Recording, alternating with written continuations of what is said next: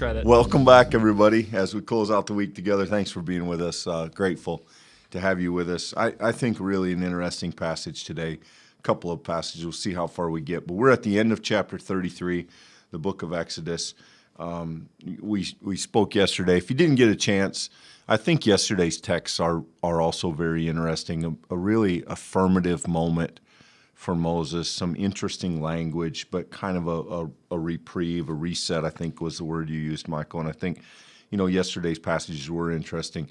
Today we get, I don't know of a parallel story of this anywhere else. Let me read it. You probably have heard it before, but whether or not you have, listen and we'll go through it in a minute. The Lord said to Moses, I will do the very thing that you've asked for you. For you have found favor in my sight, and I know you by name. Moses said, show me your glory, I pray. And he said, I will make my goodness pass before you and proclaim before you the name, the Lord. And I will be gracious to whom I will be gracious, and I will show mercy on whom I show mercy. But he said, you cannot see my face, for no one shall see me and live. And the Lord continued, see, there is a rock by me where you shall stand in that place. And while my glory passes by, I will put you in the cleft of the rock, and I will cover you with my hand until I have passed by. Then I will take away my hand, and you shall see my back, but my face shall not be seen. So, an extension of yesterday's conversation, Moses says, Lord, I want to know you. I want to be in your presence. Today we have this explicit request, show me your glory. And the word glory here in Hebrew is very close to a word like essence. Show me your truth. Show me who you are. Don't think of glory as a thing that God carries. It's a thing that God is. It is something of the reality of God. And God says, I will do that, and I'll say my name before you, the Lord. And remember that the first time Moses heard this was back at the burning bush. Remember that when you see Lord in all capital letters, it is the sacred name, Yahweh. It is that word. And that title was used. And we can talk about why we translate it Lord another time. But when you see the all caps, that is the divine name as it is in this case. So God says, I'll put you there. I will pass by you. My goodness will pass by you. And I will proclaim my name in front of you.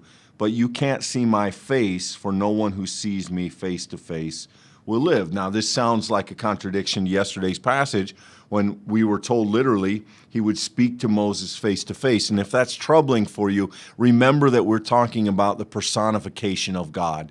We're giving God attributes that we understand, but those are not to be understood as actually what God is and who God is. This is the best language we have as we grasp for what it would mean that Moses would be in God's presence. And so don't read a word like face here literally, because that's not what this passage is saying. Nevertheless, Moses gets to be in the direct presence of God in this place. And I'll finish a little bit more. I think there's an interesting wrinkle in this text. But Michael, this is...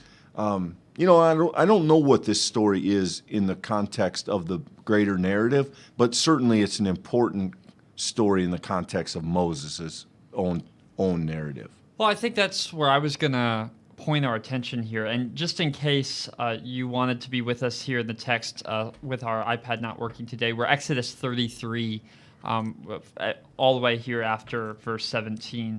And I think it's worth noting that Moses' story is intricately and intimately wound up with the people of Israel's story. And I think that we sometimes might read a text like Exodus and almost think that Moses has an adversarial relationship with the people. We certainly see the complaining, his struggles for leadership at certain times, his own struggle to accept that God calls him into this kind of leadership position. But if you're willing to slow down and to look at the text now as a whole, we've gone through, 33 chapters of it together now, I think we've seen this arc in which Moses is both the one who's drawn out of the water and the one who God uses to bring the people through the water. And he is the one that God continues to return to in the relationship. And this language about the Lord being gracious to whom the Lord chooses to be gracious, this idea about speaking with God face to face in the previous text, and then now this idea that he's going to be so much in the presence of God that he might actually not be able to stand up and live, so God's going to make accommodation for him. I think all of this points us, Clint, towards that deeper reality that Moses has been chosen by God. God is sovereign, God is God. Moses is the leader. He's important. He has, of course, a privileged role as he seeks to lead the people well. That said, this is God's choice and God's relationship with Moses. God is the one who is ultimately the guider, the protector, the shepherd of the people of Israel. And a text like this both communicates Moses' closeness to God, but interestingly, God's closeness to the people. God has chosen this wayward group with all of their complaining and all their struggling. God continues to draw near, and he continues to make this promise that he's going to lead and guide Moses. And I think it would be easy to read this as if this is only a personal moment with Moses. It is that, but I think it's more than that. It's a reminder that God is going to continue to show goodness to these people. He's going to be gracious to these people. He's going to be gracious even to Moses with his misgivings. And that's the kind of movement we've seen throughout the whole text. Yeah, I think there's a lot going on in this passage, actually, Michael. This is Moses' request. God says yes. Then God says these words indicating that God doesn't really have to do anything. This is a gift to Moses. He's being gracious to Moses. But even in the midst of that, he's protecting Moses. This idea that we saw inklings of this just a chapter ago where God says, if I'm around the people, harm could come to them. And the same is true here, that Moses, if I gave you what you're asking, you couldn't take it. You couldn't tolerate it. It would strike you down. But to stand in the unchecked presence of God would be deadly for Moses. And so there is this compromise, this place in the rock. My glory passes by. I'll cover you with my hand. And again, don't think of these things as literal. We're not talking about a giant hand here. This is the language we have to try and paint a picture of what's happening.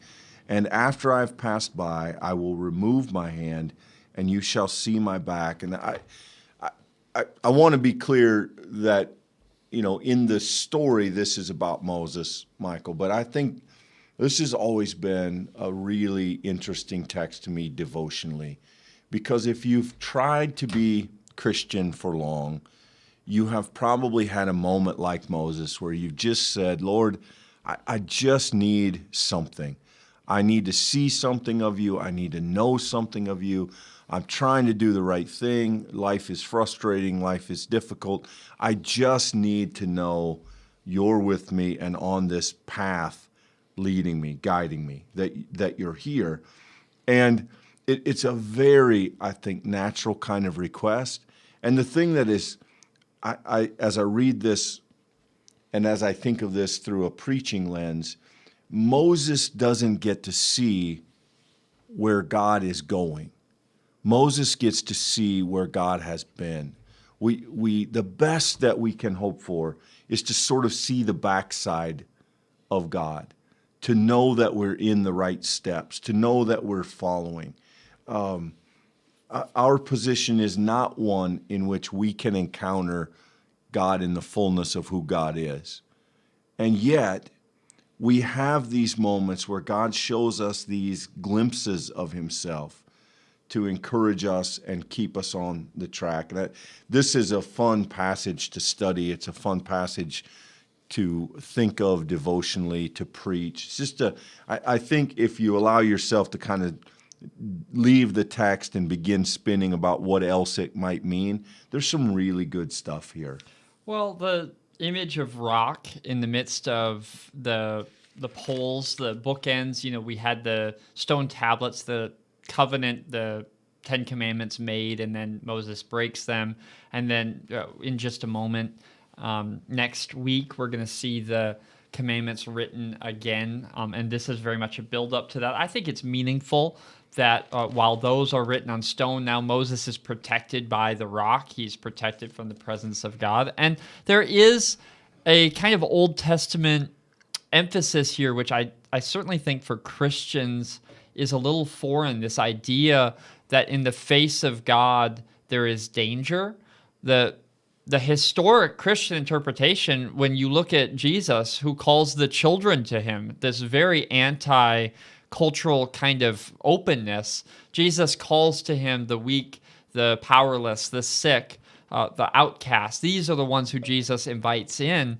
And it's striking that here we see the sheer power of God, that goodness and graciousness is still life-threatening here. And Clint, I think it's C.S. Lewis who writes in the Chronicles of Narnia, right? That God is, what is it? That Aslan is good, but he's not safe, or he's great, but not safe. And I think that's the kind of sentiment here, that God is good, God is gracious, but yet it's not safe to be in God's presence not because God's wrathful or bent on destruction, but because imperfection in the presence of perfection, the foundations rattle. Yeah, and the word we would use there, Michael, I think is awe. And it's interesting, if you look at the root awe, it includes the idea of fear. And we tend to go one way with the word awe. In America, we tend to go awesome. Right. But it's the same root that leads to awful, to fear full of awe. And I think when the Old Testament talks about awe, it really brings together both of those elements. The idea of being stunned by the awesomeness of God, but also the otherness, to be humbled, to be startled, even to be afraid in the sense of reverence of the holiness of God. And I think we begin to see that. Maybe even if we can finish here, I'll try to read this quickly, but I think it gets us there, this next part of the story. So starting with the first verse of chapter 34, then the Lord said to Moses, cut 2 tablets of stone like the former ones, and I will write on these tablets the words that were on the former tablets, which you broke. Be ready in the morning, come up in the morning to Mount Sinai. No one shall come up with you. There's some instructions given here. Jumping to verse 4, Moses cut the 2 tablets of stone like the former ones. He rose early in the morning. He went to Sinai as the Lord had commanded. He took in his hand the tablets.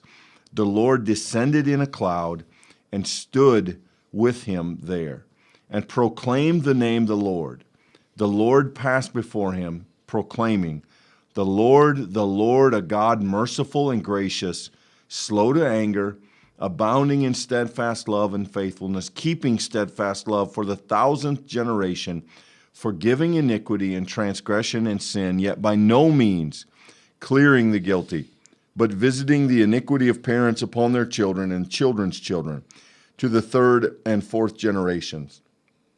And Moses quickly bowed his head toward the earth and worshipped, saying, if now I have found favor in your sight, O Lord, I pray, let the Lord go with us. Although this is a stiff-necked people, pardon our iniquity and our sin, and take us for your inheritance. So this is kind of a reestablishment of the covenant, of the promise. There's new tablets, there's a new litany, a new liturgy, there's a proclamation of both forgiveness and accountability. And then there's the response of Moses, and I think this is a beautiful response, Michael. If I have found favor in your eyes, be with us. And here as we exit this story, we're reminded that Moses always sees his role as one of advocacy on behalf of the whole people. If I have found favor, be with us. And we are a stiff-necked people, but pardon our iniquity and our sin, and take us as your inheritance. Really, I think a really profound place where we end up with Moses in this text. One of the things that's so striking about it, Clint, is the recognition that is so clear here that Moses isn't arguing that the people are going to do better. He doesn't show up to God and say, I promise we'll get it right this time. No, in fact, he uses the very language that God used to describe the people, to say that they are a stiff-necked people. It's to say, yeah, we are, even in describing ourselves, going to find it difficult to worship God. That's true. But take us as an inheritance. Take the people not on the merit of their choices or actions, but take them as a matter of your own choice, of your own free will. And, that is, I think, maybe the heart of prayer is reflected really not much better in any other part of this book, because in this engagement with God, Moses both pleads his case as God, let this be the case, and also defers to God. God, ultimately, we need you. This isn't a bargaining session. This isn't Moses squaring up with God. There's no manipulation here. This is Moses saying, in the midst of this holy moment, Moses, by the way, worshiping while admitting the people are stiff-necked. I mean, that's its own kind of nuance and interesting sort of tension there. But I just think a text like this reminds us that it all hinges on God. It has from the beginning. The people relied upon God for their deliverance, and they will rely upon God on the other side of their idolatry. And Moses is honest about that. And the writer of Exodus makes it clear that God is proceeding in this relationship, not because of some kind of negotiated hope, but because God has made the choice. And that's what's necessary. Yeah, I think this text clearly anticipates there will be further ups and downs for the people. Moses will be in the middle of that. There'll be some ups and downs with Moses himself on both sides, in the relationship with God as well as his leadership of the people. Just to note, Michael, this language, the Lord is merciful and gracious, slow to anger, abounding in steadfast love and faithfulness. This becomes an important refrain. You can find this in other parts of the Old Testament. It becomes a kind of descriptive way to talk about God. I think maybe the most notable occurrence of it is these are the words that Jonah uses complaining about God when he's sent to Nineveh. He says, I knew you would do this. I knew you would try to forgive the Ninevites because you are a God who's merciful and gracious and slow to anger. So this is more than, these are God's own words. In this case, they get put in Jonah's mouth later, but it's more than just words about God. This is central to the character of God. This is a description of who God is. Merciful, gracious, slow to anger, abounding in steadfast love, forgiving iniquity, yet by no means clearing the guilty and visiting the iniquity upon generations. So this is the tension of the Old Testament, the goodness of God and the holiness of God, the graciousness of God and the wrath and punishment of God. These are the major themes that we see worked out in the nation of Israel and in the relationship, the covenant relationship with God. And I think it's fun to read the first part of this. My Bible, it actually lands where the good part is on one page column and the rough part is on the next column. It's fun to have the first part. We love slow to anger and steadfast and faithful and forgiving our sins. We like to kind of minimize or forget that second part, but it is there, and it is a very important and prevalent theme anytime we talk about God. Well, the yet is the essential connecting word there, Clint. The yet by no means. And that is the tension, as you say it. And I think it's worth noting and slowing down that the Old Testament does present a thoroughgoing picture that humans have a part of the covenant to show up. There's expectation. And God is disappointed throughout the Old Testament when that expectation's not met. Now, I think you see the tension, even in a text like this, Clint, this language of merciful, gracious. These words assume that there's something to be gracious over, that mercy is required, right? So I think it's built into the text. But that said, God does have this response. It's judgment when the people have been given God's way, and God, who is right and just and has kept his part of the agreement, is by character responds. And I think that we struggle with that from our vantage, who have heard and really been marked by and shaped by the gospel of Jesus Christ, that God would be willing to take the very judgment for the people's lack of faithfulness upon God's self. I mean, that's an astonishing theological claim that transforms the way that we read the Bible. But when you are studying the Old Testament, you have to, for a moment, step into the shoes of those before Jesus Christ and see how this text shaped their imaginations. And then I do think that helps us both understand and appreciate what we discover in the New Testament, where they struggle so mightily, Clint, to understand who Jesus is and what he's proclaiming and what he claims to be doing. Yeah, I think the difficulty there, Michael, is that the Old Testament unabashedly and unashamedly says God is both of those. God is gracious, and God does hold accountable. God does forgive debts, and God remembers iniquity. That those aren't things that God does. Those are aspects of who God is, and we see them on display throughout different parts of the Old Testament. There are times we clearly see grace. There are times we clearly see punishment. And it matters, I think, Michael, and I know we're running a little long here. I'll be quick, but it matters that comes to us in a text where Moses has wanted to see all of God, but is only able to see part of God. Because I think that's the best we ever get, right? None of us are capable, none of us are able to understand who God is. So we understand these natures of God, and we try to recognize our glimpses of them and understand what they mean. And we see them most fully in the New Testament. For Christians, this becomes the primary way we understand who God is what we see and who we see Jesus Christ to be. So, a lot of good stuff here. I think you could dig into this text quite a bit, and there would still be a lot to uncover.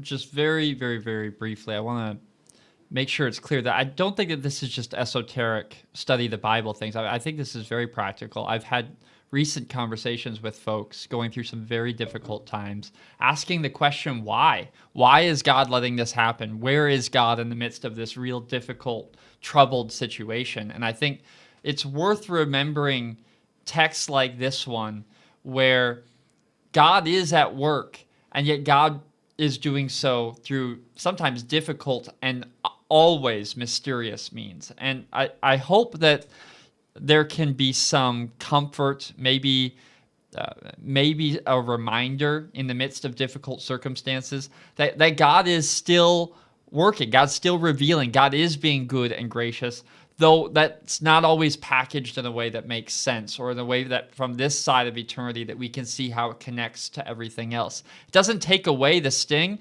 doesn't even take away the strangeness of the compromises that God makes with Moses here in the text. But the point being, this is God's character that has been revealed, and we can trust God's character. It doesn't make it easy, doesn't make it always clear, but it does give us a place that we can put our trust and faith. And when we do that, God is faithful to the covenant, as God has always been faithful to the covenant, as we're continuing to discover together. Yeah, we can certainly not always count on God to do what we want. We can always count on God to be God. And that much will always be true. It's a good summary for the week. Thank you for being with us, friends. I'm glad that you spent some time with us, and look forward to seeing you next week. Until then, be blessed. Thanks, everybody.